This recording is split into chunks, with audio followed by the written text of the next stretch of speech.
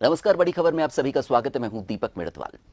आज की बड़ी खबर, प्रधानमंत्री नरेंद्र मोदी आज उन्होंने गोवा के स्वयंपूर्ण मित्रों के साथ बातचीत की। इस दौरान मोदी ने कहा कि जब सरकार का साथ और जनता का परिश्रम मिलता है तो कैसे परिवर्तन आता है, कैसे आत्मविश्वास आता है, ये हम सभी ने स्वयंपूर्ण गोवा के लाभार्थियों से चर्चा के दौरान अनुभव किया। मोदी ने कहा कि अब देश ने भी 100 करोड़ वैक्सीन डोज का आंकड़ा पार कर लिया है। इससे लोगों में, पर्यटकों में विश्वास बढ़ा है। इससे गोवा के टूरिज्म सेक्टर में नई ऊर्जा देखने को मिली। उन्होंने कहा कि मछली के व्यापार कारोबार के लिए अलग मंत्रालय से लेकर मछुआरों की नावों के आधुनिकीकरण तक हर स्तर पर प्रोत्साहन दिया जा रहा है। प्रधानमंत्री मत्स्य संपदा योजना के तहत भी गोवा में हमारे मछुआरों को बहुत मदद मिल रही है।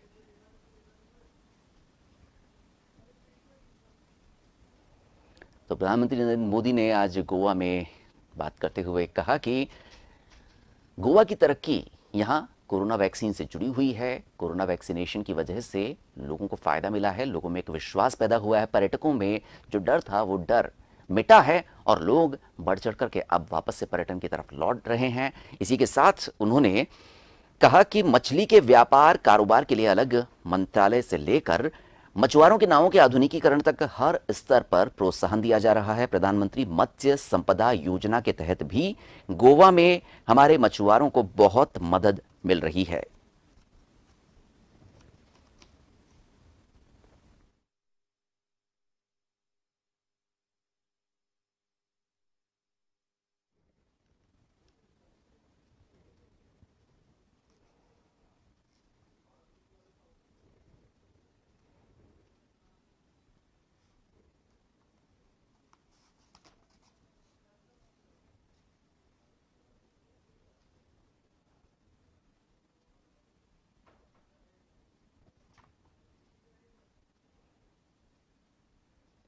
प्रधानमंत्री नरेंद्र मोदी ने सीरम इंस्टीट्यूट के सीईओ अदार पूनावाला समेत वैक्सीन निर्माताओं के साथ बातचीत की। बातचीत के दौरान उन्होंने विश्वास जाहिर किया। केंद्रीय स्वास्थ्य मंत्री मनसुख मांडविया और स्वास्थ्य राज्य मंत्री भारती प्रवीण प्रवार भी इस दौरान मौजूद थे। इस बैठक में कोरोना वैक्सीन के भविष्य की जरूरतों और दुनिया के लिए भारत की वैक्सीन की भूमिका के मुद्दे पर चर्चा हुई। ये मुलाकात ऐसे समय में हो रही है जब भारत ने अपने नागरिकों को टीकों की 100 करोड़ खुराक देने की उपलब्धि हासिल की है। आधिकारिक सूत्रों से मिली जानकारी के मुताबिक प्रधानमंत्री से इस मुलाकात में सीरम इंस्टीट्यूट ऑफ इंडिया, भारत बायोटेक, डॉक्टर रेड्डीज लेबोरेटरीज, जाइडस कैडिला बायोलॉजिकल, ई जेनोवा बायोफार्मा और पेनेसिया बायोटेक के प्रतिनिधि मौजूद रहे।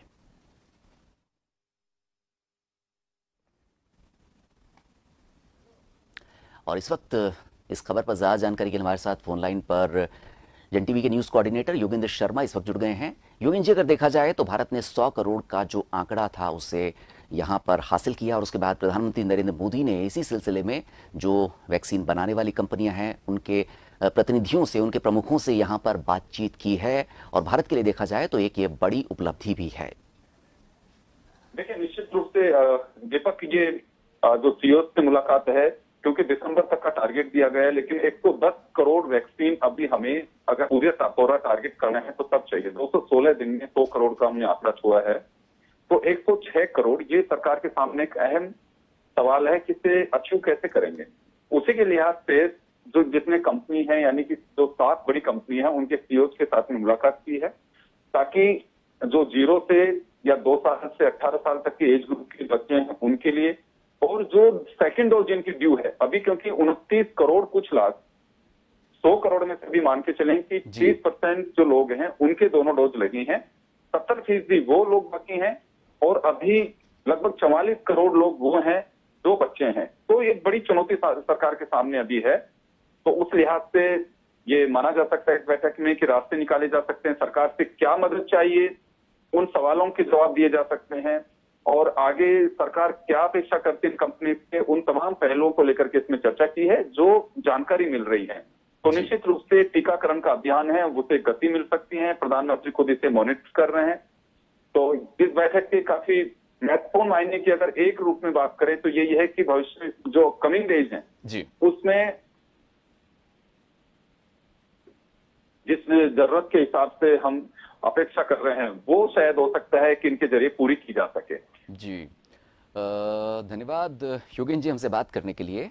योगेन शर्मा हमारे साथ जुड़े हुए थे, जन टीवी के न्यूज़ कोऑर्डिनेटर, और जानकारी दे रहे थे कि प्रधानमंत्री नरेंद्र मोदी ने आज वैक्सीन बनाने वाले कंपनियों के सीईओ से बातचीत की। 100 करोड़ का आंकड़ा भारत ने यहां पर हासिल कर लिया है।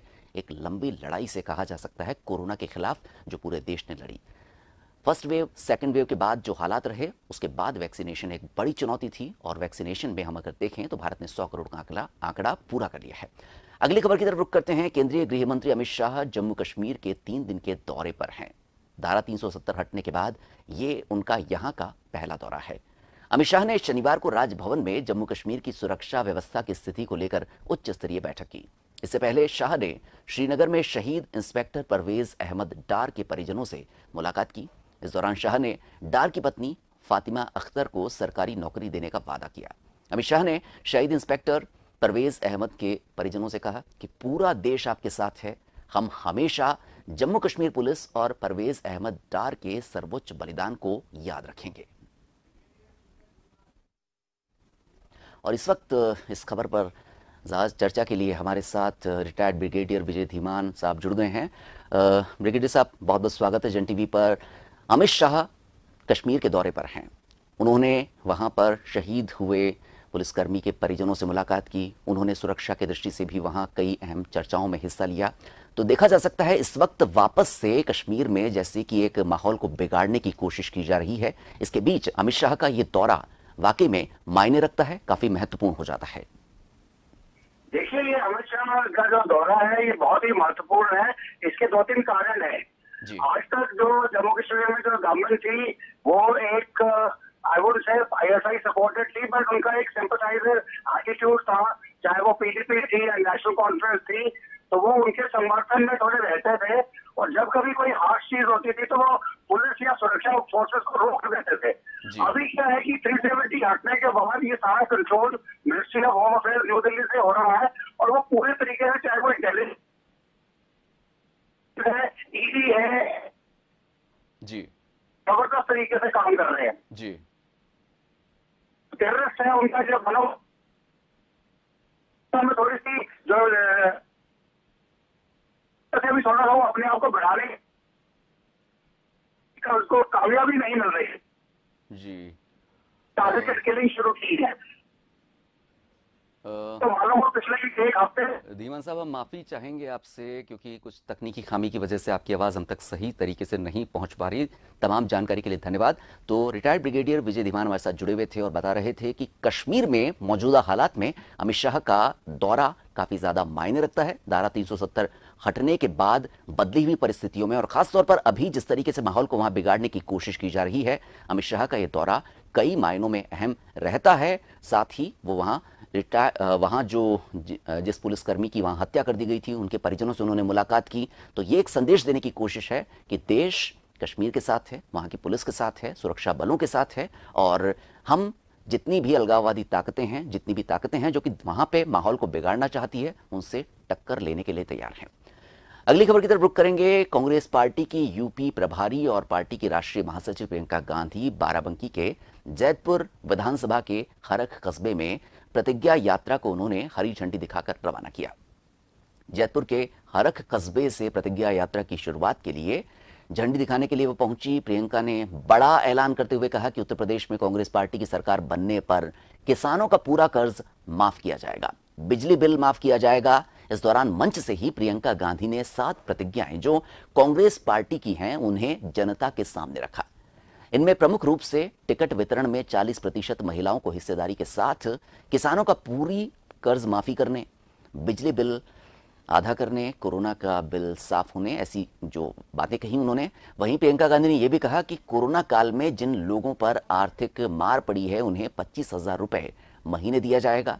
2500 में गेहूं धान का मूल्य और 400 रुपए गन्ने का मूल्य किया जाएगा। साथ ही इंटर की छात्राओं को स्मार्टफोन और ग्रेजुएशन की छात्राओं को स्कूटी दी जाएगी। साथ ही 20 लाख सरकारी नौकरी दी जाएगी। और ज्यादा जानकारी के लिए हमारे साथ बाराबंकी से हमारे संवाददाता विजेंद्र जुड़ गए हैं। विजेंद्र, प्रियंका गांधी ने आज वहां पर एक शुरुआत की है, कांग्रेस पार्टी के लिए कैंपेनिंग की बात कर सकते हैं। उन्होंने काफी वादे भी किए हैं, 40% उसमें महिलाओं को टिकट देने के साथ ही काफी सारी बातें उन्होंने वहां पर जनता के बीच कही है। विजेंद्र जी जी, यहाँ पर प्रियंका गांधी जो आई थी, आज जनसभा को संबोधित किए हैं। ये बाराबंकी की जनपद के हारस चौराहे को उन्होंने पहले प्लान था कि बड़े स्तर पर जनसभा की जाएगी, प्रशासन से कुछ अनुमति न मिलने के कारण दोबारा से जो है उसका प्लान चेंज किया गया। प्लान के तहत फिर एक नुक्कड़ पे जनसभा की गई, जिसकी परमिशन प्रशासन ने दी है। उसमें उन्होंने आई है प्रियंका गांधी, तो उन्होंने 7 प्रतिज्ञाएं की हैं, जिसमें बाकायदा उन्होंने किसानों से लेकर के और जो है रोजगार से लेकर सारी बातें उन्होंने कही हैं। जो उन्होंने कहा कि हम ये अगर हमारी सरकार आती है तो हम 7 प्रतिज्ञाएं करते हैं, जिसमें टिकट में महिलाओं को 40% हिस्सेदारी दी जाएगी। छात्राओं को स्मार्टफोन की बात उन्होंने कही है, और जो ग्रेजुएशन की छात्राएं हैं उनको स्कूटी की बात कही गई है। किसानों का पूरा कर्ज माफ करने का भी वादा किया गया है उनकी प्रतिज्ञा में। 25 रुपए में गेहूं और 400 रुपए में गन्ने की खरीदारी की बात कही गई है। जी, सरकार ने कहा है कि सरकार हमारी अगर बनती है कांग्रेस की, तो जो बिजली का बिल है वो हाफ होगा और कोरोना काल का जो बिल होगा वो माफ किया जाएगा। जी, जो कोरोना के आर्थिक मार झेले हैं उन परिवारों को 25,000 रुपए की उन्होंने घोषणा की है, और 20 लाख लोगों को रोजगार देने की बात उन्होंने अपनी 7 प्रतिज्ञाओं में 7 प्रतिज्ञाएं की हैं। जी, धन्यवाद विजेंद्र तमाम जानकारी के लिए। तो प्रियंका गांधी ने वहां पर जनता के बीच वादा किया, काफी कुछ उन्होंने बातें कही।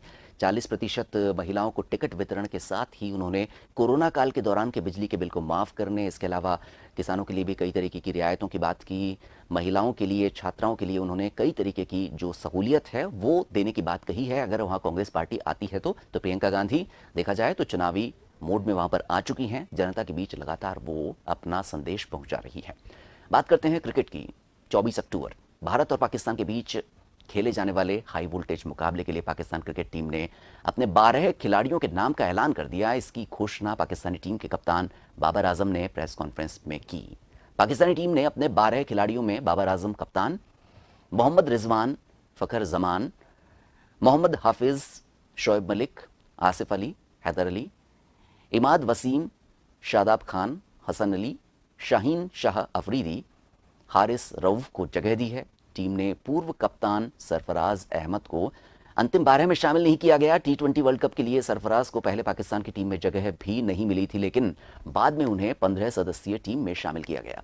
सरफराज टीम के बड़े खिलाड़ियों में से एक हैं, ऐसे में इस मैच में पाकिस्तानी टीम को मैदान पर उनके अनुभव की कमी खल सकती है। तो बड़ी खबर में हमने बात की बहुत सारी खबरों की, और ऐसी खबरें जो कि लगातार चर्चाओं में बनी रहेंगी अगले कुछ दिनों में। फिलहाल के लिए इस कार्यक्रम में इतना ही। जन टीवी पर खबरों का सिलसिला जारी है। नमस्कार।